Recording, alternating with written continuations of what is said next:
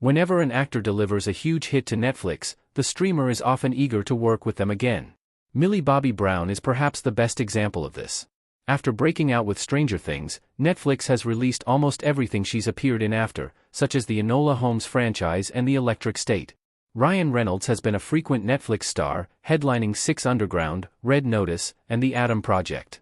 Charlize Theron has done the Old Guard franchise and the streamer's 2026 action hit, Apex. Gal Gadot is another familiar star for Netflix after appearing in Red Notice, Heart of Stone, and the upcoming feature In the Hand of Dante. With Triple Frontier, The Last Thing He Wanted, and The Rip, Ben Affleck has also done 3 movies for the streamer. The reason that Netflix keeps working with these actors and others is that they are proven draws for subscribers.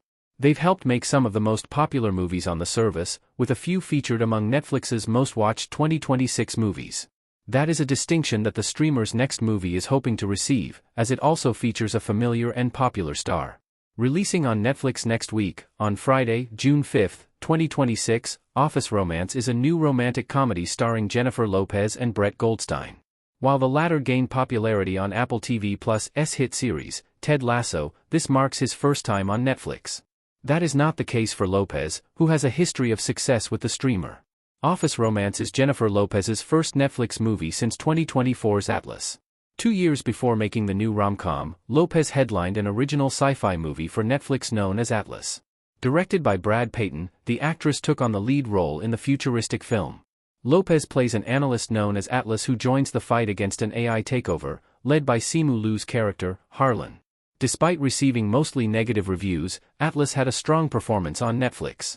It spent 4 weeks inside Netflix's top 10 global charts and generated 143.1 million hours worth of views during this stretch. Audiences around the world kept checking out the sci-fi movie, and Lopez's involvement was a big reason why.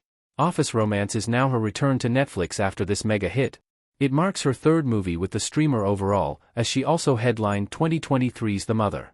That movie spent 6 weeks in Netflix's top 10, where it stayed number 1 worldwide for 4 weeks, and was watched for an astonishing 243 million hours.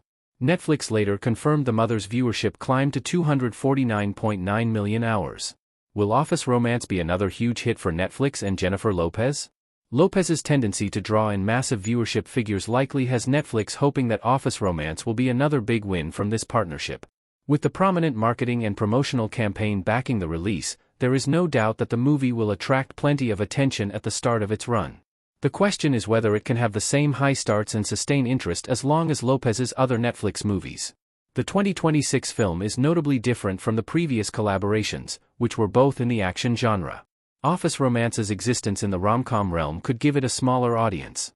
Netflix subscribers have shown love for rom-coms in the past, including earlier this year with People We Meet on Vacation, but they tend not to draw quite as large a viewership as action movies. That doesn't mean that Office Romance won't be a big success. Lopez's starring role increases its visibility and should make it a hit on its own merits. How well The Mother and Atlas performed proves she's more than capable of headlining massive Netflix originals.